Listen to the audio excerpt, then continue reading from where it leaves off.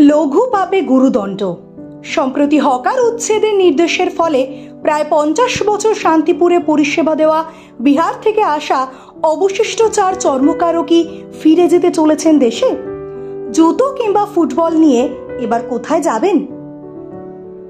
শান্তিপুর শহরে আজ থেকে প্রায় 50 বছর আগে যখন ফুটপাতে এত দোকানের রমরমা ছিল না, কিন্তু তা সত্ত্বেও একটি তৎকাল পরিষেবা বজায় ছিল সেই আদি অনন্তকাল ধরে। পরিষেবা বলার কারণ পথ চলতি সাধারণ মানুষ থেকে শুরু করে বড় বড় বাবুরা প্রত্যেকেই রাস্তায় বেরোলে কখনো না কখনো এই বিপদের সম্মুখীন হতে হয়েছে, আর তা হলো জুতোর সমস্যা। কারোর চলতে চলতে জুতো ছিঁড়ে গিয়েছে, কিংবা কেউ অফিস কাছারিতে যাওয়ার আগে জুতো পালিশ করতে ভুলে গিয়েছেন তাড়াহুড়োয়। আর ঠিক তখনই কিন্তু মনে পড়ে যায় তাদের কথা, যারা চর্মকার অর্থাৎ জুতো সারাইয়ের মিস্ত্রি, যারা তাৎক্ষণিক সেই পরিষেবা না দিলে হয়তো বিড়ম্বনা কিংবা বিপদের সম্মুখীন হতে হবে সাধারণ মানুষকে। শুধু কি জুতো, চামড়ার ব্যাগ, ছাতা, ভলি কিংবা ফুটবল চামড়ার ব্যাগ, ছাতা, ভলি কিংবা ফুটবল বল সবই মেলে রাস্তার পাশের ছোট্ট একটি ছাতার নিচে বসা অস্থায়ী এই সার্ভিস সেন্টার থেকে। এখন বাজারের অলিতে গলিতে একাধিক ভ্রাম্যমান জুতোর দোকান হলেও সেখানে কিন্তু সারানোর ব্যবস্থা থাকে না। এমনকি এত বড় শান্তিপুরে কোনো বাঙালি চর্মকারের কোনো দোকান নেই আজ 50 বছর পরেও। আজ থেকে বছর 50-এর আগে বিহার থেকে আসা প্রায় 70-80 জন শান্তিপুরের বিভিন্ন প্রান্তে ছড়িয়ে ছিটিয়ে এই পরিষেবা দিতেন। পরবর্তীতে দুপ্রজন্ম এক কাজের সাথে যুক্ত থাকলেও বর্তমান প্রজন্মের অনেকেই এই কাজ করতে চান না। আর তারপর করোনা মহামারীর সময় রোজগারেও পড়েছিল ভাটা, অনেকেই ফিরে গিয়েছেন দেশে।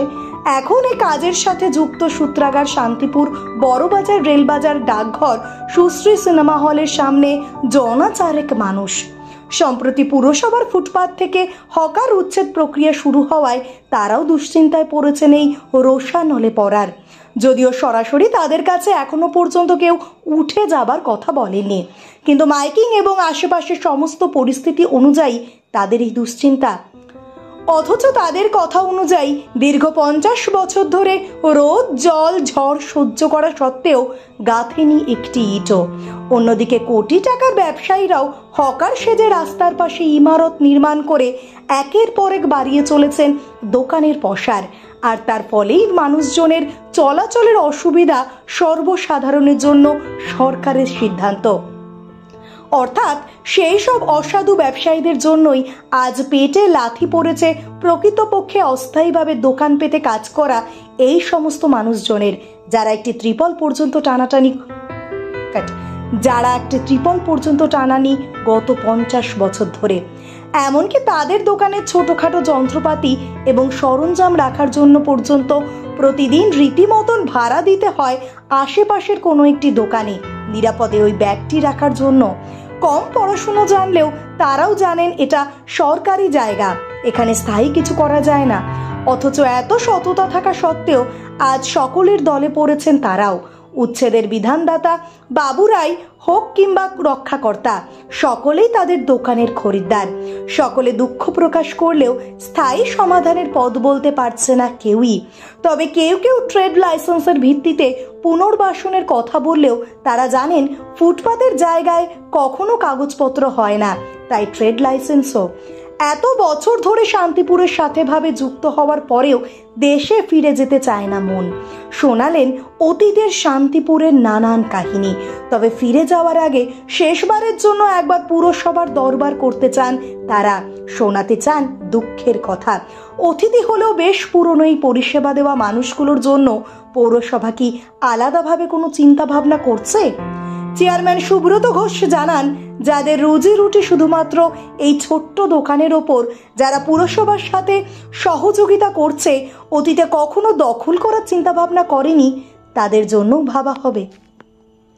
50 বছর আগে দাদা, বাবা, আমারও 50 বছর প্রায় হয়ে গিয়েছে।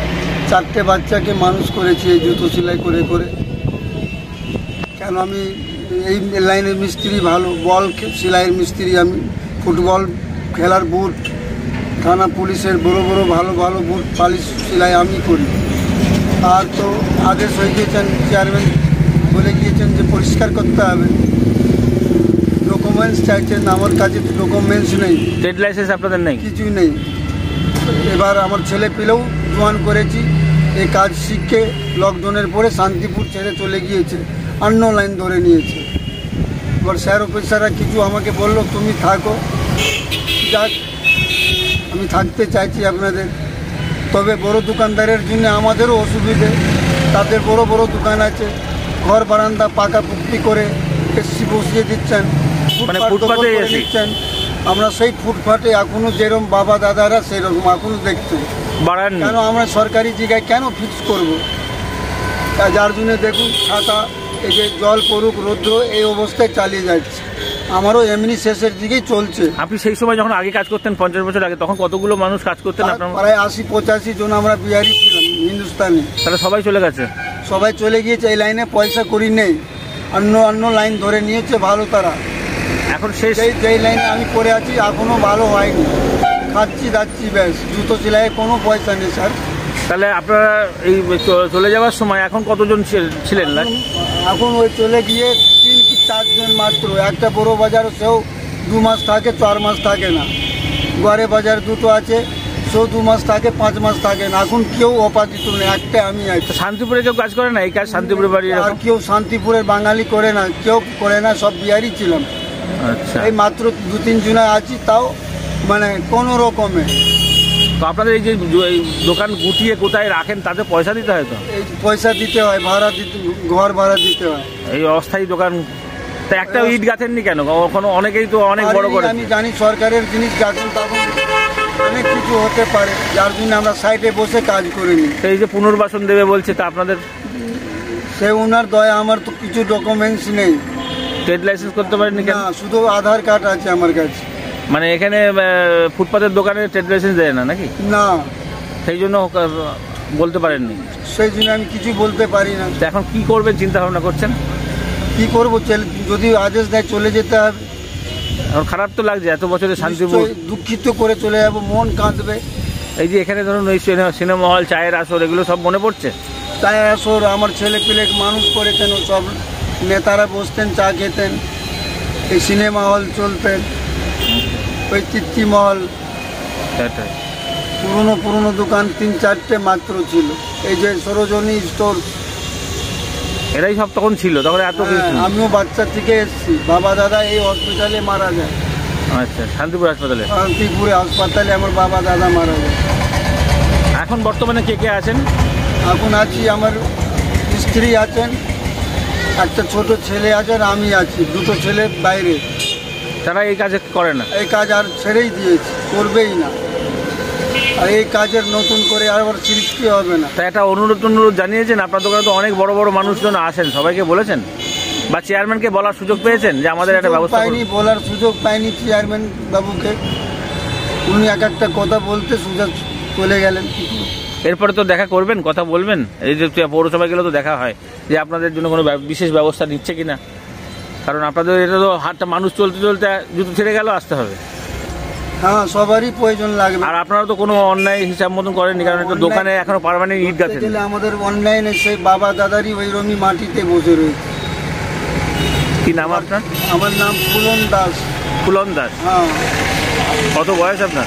বয়স প্রায় 57। আচ্ছা, 60-এর 1 বছর 19-20 হবে। তা 50 বছর ধরে। আচ্ছা, তখন শান্তিপুরে কতজন মোটামুটি এই পেশায় কাজ করতো? শান্তিপুরে মানে টোটালটাই যদি ধরা যায় তাহলে প্রায় 150 লোক। সবাই কি মানে আপনাদের মতন অন্য মানে বিহার বা অন্য জায়গা থেকে আসা? বিহার থেকে আসছে। শান্তিপুরের কেউ জুতো সারানোর কোনো কাজ করতো না? না, শান্তিপুরের থেকে কি আমরাই বসছি, আমরাই আগাগোড়া এখানেই আছি। তা এই রেলবাজারে কতজন কাজ করেন আপনারা? আমি এখানে কাজ করি। আপনার মতন আর কজন আছে?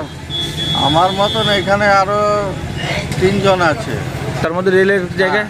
রেলের জায়গায় 2 জন আছে। আমরা পৌরসভার আন্ডারে 2 জন আছি।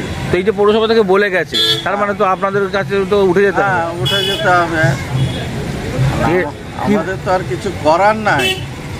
পৌরসভা বলছে আমাদের উঠে যেতে তো এই যে আপনারা ধরুন একটা ইটও গাঁথেননি বা না। একটা কিছু করেননি, তাহলে কাদের জন্য মনে হচ্ছে এই যে এই চাপটা পড়লো কিসের জন্য? চাপটা পড়লো যারা ইমারত তৈরি করেছে, দোতলা তিনতলা বিল্ডিং হাঁকিয়েছে, তাদের জন্য আমাদের এই খেসারত দিতে হচ্ছে। তার মানে আমাদেরও উঠে যেতে হবে। এই যে পৌরসভার বলছে যে ট্রেড লাইসেন্স থাকলে পুনর্বাসন মানে জায়গা দেওয়া হবে, হ্যাঁ। তা আপনারা কি সেই জায়গা পাবেন? আপনাদের আছে ট্রেড লাইসেন্স? না, আমাদের ট্রেড লাইসেন্স নেই। আমাদের সে তা এত বছর ধরে দোকানদারি করছেন, কোনোদিন কখনো ইট গাঁথেননি কেন, বা এখানে রোদ্দুর লাগে একটা বা তিরপল টাঙাননি কেন? না, এই বাজারের অবজেকশন, এখানে কিছু করা যাবে না। হ্যাঁ, এখানে কিছু করতে গেলে বাজারের লোকের আপনাদের কাছে তো সব অফিসাররা তো আসে জুতো সারাতে, বা বড় বড় নেতা মন্ত্রী আসে তো। এবার নেতার থেকে ধরে যারা অফিসার আছে তাদেরও চটি জুতা ছিঁড়ে। তা আপনারা এই সবাই চলে গেলে তাহলে কিভাবে হবে? শান্তিপুরের মানুষ এই জুতো সারাইয়ের লোক আছে? হ্যাঁ, শান্তিপুরে জুতো সারাইয়ের লোক আছে? শান্তিপুরে জুতো সারানোর লোক আছে। আমরা এখানে মাত্র 2 জন বসি রেলবাজারের আন্ডারে। হ্যাঁ, পৌরসভার আন্ডারে। না, আপনারা যদি সবাই চলে যান তাহলে কিভাবে সারবে জুতো বল? সারা বন্ধ হয়ে যাবে, আর তো সারা যাবে না। আর কে সারবে? এমনি তো আমাদের ছেলেপেলে সারতে চায় না, এসব কাজ করতে চায় না। কেন? এই যে আমরা পুরনো লোক আছি তাই আমরা চলে যাচ্ছি, আর আমরা না থাকলে এই কাজ বন্ধ হয়ে যাবে। আর এমনি তো এখানে থাকার জন্য বা বসার জন্য এরকম কতজন চাপ আছে। আপনার উপরে পরিবারে কতজন নির্ভর করে খায় দেয়? আমাদের পরিবারে আমরা 4 জন লোক। এটার উপরেই চলে। হ্যাঁ। তো চেয়ারম্যানকে বলেছেন যে এরকম কোনো ব্যবস্থা করার কথা বা না কিছু? না না, এটা কিছু বলা হয়। তো বলবেন আগামী দিনে? হ্যাঁ আগামী দিনে বলবেন? হ্যাঁ, ওনার সঙ্গে দেখা হলে উনি আসলে ইজ্জত করে তখন বলতে হবে যে আমাদের একটা মানে জায়গা করে দিতে হবে। কি নাম আপনার? নাম কি? আমার নাম জ্যোতিষ দাস। এখানে কত বছর ধরে? 50 বছর।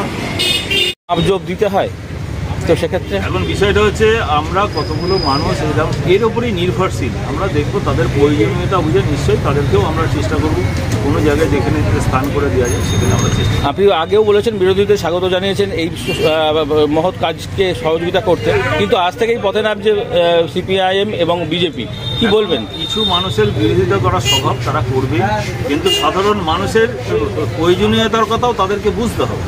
তারা যদি সেই বিষয়টা না বুঝে অহেতুক রাজনীতি করার জন্যে, বিভ্রান্ত করার জন্য মানুষকে মানে করেন, সেটা কিন্তু অনৈতিক হবে আমি মনে করি। তা তারাও আসুন আলোচনা করে, আলোচনার মাধ্যম দিয়ে কীভাবে শান্তিপুরের সার্বিক উন্নয়ন, শান্তিপুরের সার্বিক যে পরিষেবা মানুষকে যেরকম পৌঁছে দেওয়া হচ্ছে, তারা শান্তিপুরের নির্মল শহর করতে সকলের আমরা সহযোগিতা, অল পলিটিক্যাল পার্টির আমরা সহযোগিতা চাই।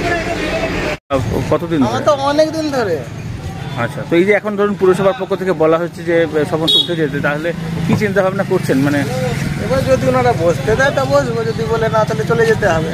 মোটামুটি 30 বছর তো আমি করে যেতাম, আমার বাবা আগে করতো। এখন তো সব আপনাদের যে এই ঘর এখানেই সব হয়ে গেছে। ঘরও ছিল, এখন সেই ঘরটা আবার বেচে দিয়েছি। এখন যেটা আছি এই ট্যাঙ্কের পিছনে ভাড়া বাড়ি থাকি। তো এই যে ট্রেড লাইসেন্স যাদের আছে তাদেরকে বলছে ঘর দেবে, তা আপনাদের কি আসে নাকি ট্রেড লাইসেন্স? না না না, তাহলে তো ঘর পাওয়ার কোনো সম্ভাবনা নেই। তো চেয়ারম্যান যখন আসবেন তখন এই অনুরোধটা জানাবেন যে আমরা কি করবো স্যার? আমাদের জিজ্ঞেস করবে না কেটা? না, কেন জিজ্ঞাসা করবে না? বলছে যখন সকলকে হাত জোর করে বলছে, তখন আপনাদেরও নিশ্চয়ই বলবে। যদি বলে হবে, যদি না বলে তাহলে চলবে। আমরা অনেকদিন ধরেই আছি। কি নাম আপনার? সঞ্জিত। হ্যাঁ, সঞ্জিত। সঞ্জিত কি? সঞ্জিত দাস। বাবার নাম? বরণদেব দাস। বল বুট জুতো চটি সবই সারানো। এই যে পৌরসভা থেকে বলছে না ফুটপাথের উপর থেকে উঠে যেতে, তা আপনাকে কি আপনি সেই নিয়ে কতটুকু দুশ্চিন্তায় রয়েছেন? আমি কি করব, আর তো কোনো কাজ পারি নাই, পারবাও নেই। আর তো সেক্ষেত্রে কি বলবেন? চেয়ারম্যান আসলে তাকে কিছু বলবেন কিছু, যে আপনারা এই যে ফুটে দোকানদারি করছেন, এখানে তো ইট গাঁথেননি, না তিরপলও টাঙাননি কোনোদিন, কোনো ফুটের পাশেই করছেন। ছাতা টাঙিয়ে কাজ করতে বলো, ছাতা টাঙিয়ে। তা কি বলবেন চেয়ারম্যানকে, কি বলবেন? এই ছাতা টাঙিয়ে কাজ করতে। এখানে খালটা যাতে থাকে সেই জন্য তো। হ্যাঁ। কি নাম আপনার? নাম কি? আমার নাম হচ্ছে জলধারী দাস। আগে কে বলছেন? বাবা বসতেন। কি নাম বাবা? কালুদার। আচ্ছা, এই যে পৌরসভা থেকে সমস্ত জায়গায় আসছে, বলে যাচ্ছে, মাপছে, তো কি মনে হচ্ছে আপনাদেরও কি সরতে হবে? আরে উনি যেটা মনে ভাববে সেটাই হবে। তো এখন পরিবারে কতজন সদস্য? আমি আমার রাতে 5 জন আছে। এটার উপরে নির্ভর করে চলে? এর উপরে নির্ভর করে। তো এক্ষেত্রে যদি না বুঝতে পারেন তাহলে তো মুশকিল। না দাদা, মুশকিল তো হয়ে যাবে। আপনাদের তো ট্রেড লাইসেন্স নেই না? না, কাগজপত্র কিছু নেই। তাহলে এই যে পুনর্বাসন দেবে বলছে, মানে জায়গা দোকান টোকান যদি দেয় তাহলে সেটাও তো পাবেন না। না। কি নাম আপনার? সিকান্দার। কোথায় বসেন এখানে? এখানে বড় বাজারে। বড় বাজার। নদিয়া থেকে মলয়দের রিপোর্ট, টাইমস প্রতিদিন। This channel does not promote any violent, harmful, or illegal activities. All content provided by this channel is meant for an educational purpose only.